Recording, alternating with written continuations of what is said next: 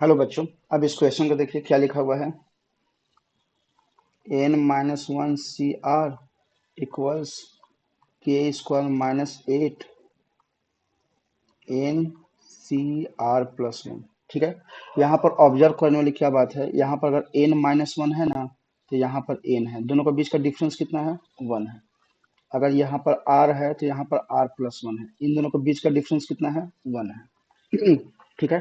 क्या ऐसा कोई फॉर्मूला याद है जहाँ अपर लिमिट और लोअर लिमिट में जो डिफरेंस होता है वो 1 हो जाता है? तो आप बोलेगा हाँ एक फॉर्मूला है।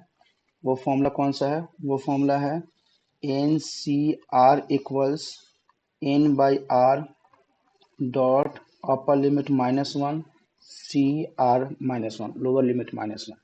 ये फॉर्मूला है। ठीक है। मतलब यहाँ पर जो अपर लिमिट है सब्ट्रैक्ट होकर -1 बन गया, यहाँ पर लोअर लिमिट r है वो सब्ट्रैक्ट होकर -1 बन गया, r-1। और ये अपर limit divided by lower limit. क्या मैं ये इसके लिए यूज कर दूं? यही तो हो रहा है। देखिए अपर लिमिट -1 ये वाला हो गया और लोअर लिमिट -1 ये वाला हो गया। ठीक है।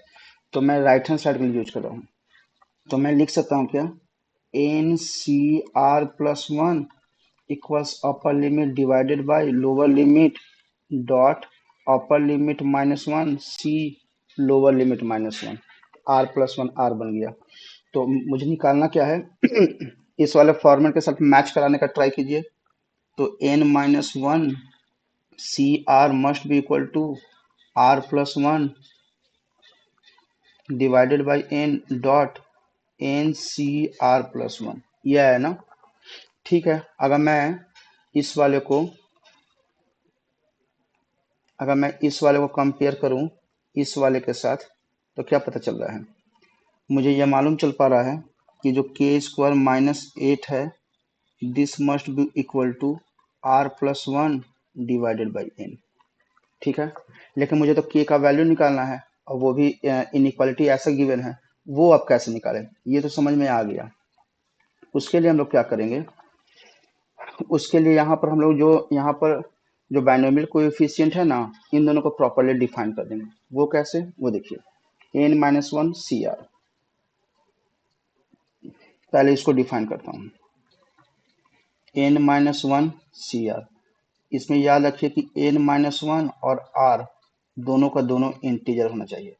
यानी कहने का मतलब क्या है कि n और r दोनों का दोनों इंटीजर होना चाहिए। ये फर्स्ट कंडीशन है। एंड सेकेंड कंडीशन पर आते हैं। सेकेंड कंडीशन क्या होता है कि जो n-1 है वो ग्रेटर देन इक्वल टू 1 होना चाहिए, यानी n का value greater than equal to 2 होना चाहिए। एंड थर्ड कंडीशन ये है कि upper limit greater than equal to lower limit होना चाहिए, यानी n का value greater than equal to r+1 होना चाहिए। एंड फोर्थ कंडीशन क्या है, जो लोअर लिमिट है that should be greater than equal to 0। ठीक है। तो मेरे पास यहाँ पर क्या क्या कंडीशन बन के आ गया है, देखिए।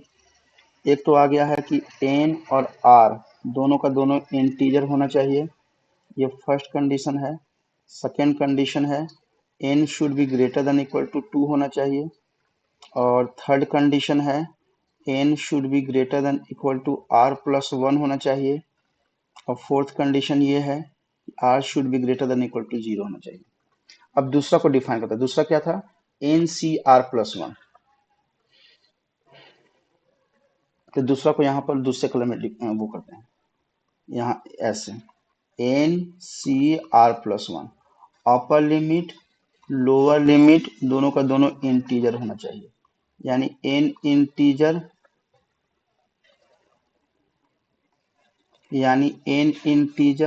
और r+1 इंटीजर। तो r अगर 1 को राइट हैंड साइड ले जाएंगे तो इंटीजर -1 वो भी तो इंटीजर होगा ना, यानी r भी इंटीजर। ठीक है। ये फर्स्ट केस हो गया।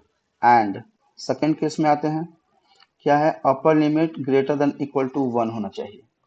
And third one, lower limit r+1 should be greater than equal to 0 होना चाहिए। तो यहाँ से क्या पता चला कि r का value greater than equal to -1 होना चाहिए।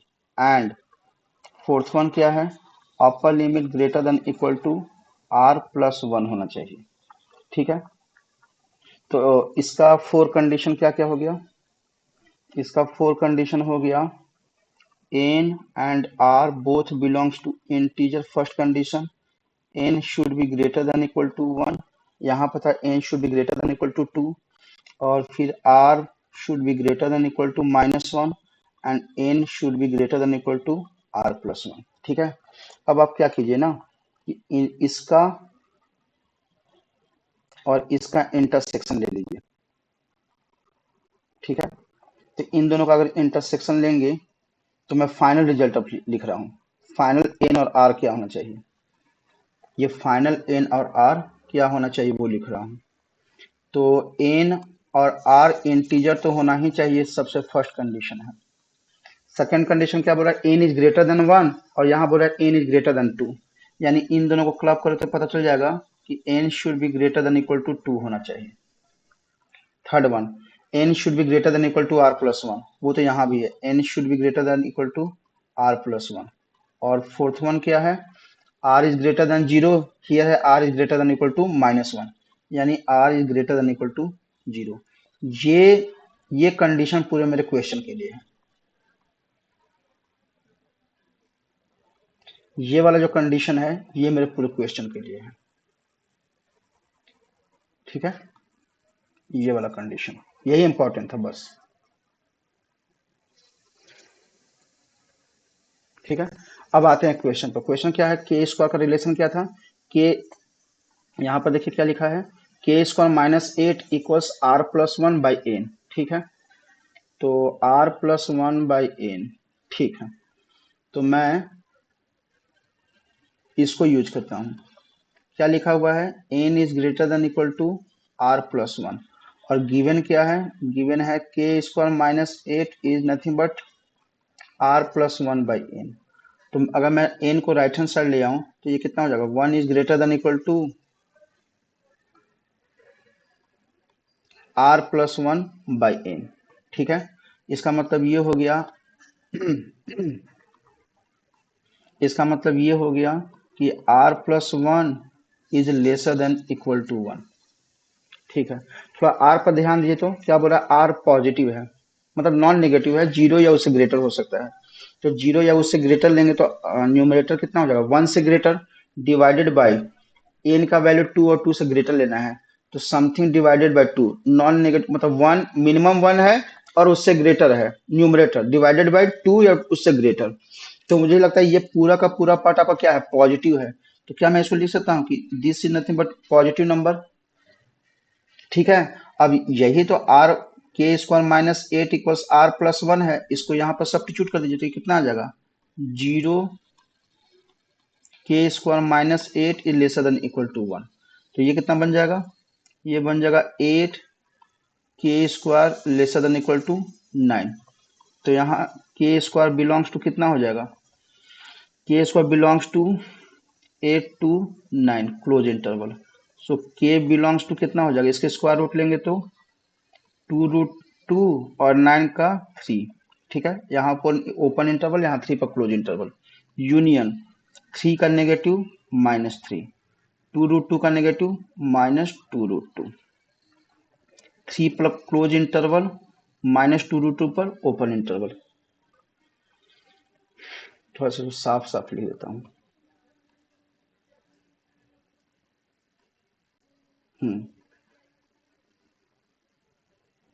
यहाँ पर आ जाएगा open interval -2√2 comma -3 close interval. ये किसका वैल्यू है, के का वैल्यू है।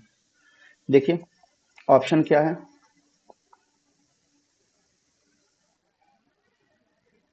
यहाँ पर लिख देता हूँ, K belongs to -3 to -2√2 open interval union 2√2 to 3। Option देखें तो ऑप्शन नंबर आंसर 1, हाँ सही है।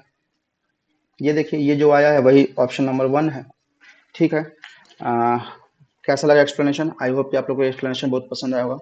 तो मैं आप लोग के लिए ऐसे ही इन्फॉर्मेटिव वीडियो लाता रहूँगा, आईआईटी क्वेश्चंस जो भी होंगे मैं उसका ऐसे ही सोल्यूशन लाता रहूँगा आप लोग के लिए, ताकि आप लोग इसको देख सकें। जो लास्ट टाइम पर जो आप लोग प्रीवियस ईयर क्वेश्चन करना चाहते हैं ना, तो वो आप मेरे वीडियो से कर सकते हैं। ठीक है, तो आप लोग से बस यही रिक्वेस्ट है कि सपोर्ट कीजिए, इस वीडियो को लाइक करें, मेरे चैनल को सब्सक्राइब करें और वीडियो को ज़्यादा से ज़्यादा शेयर करें। बस आप लोग से इतना ही रिक्वेस्ट है, बाकी मैं अपना एफर्ट लगा रहा हूँ।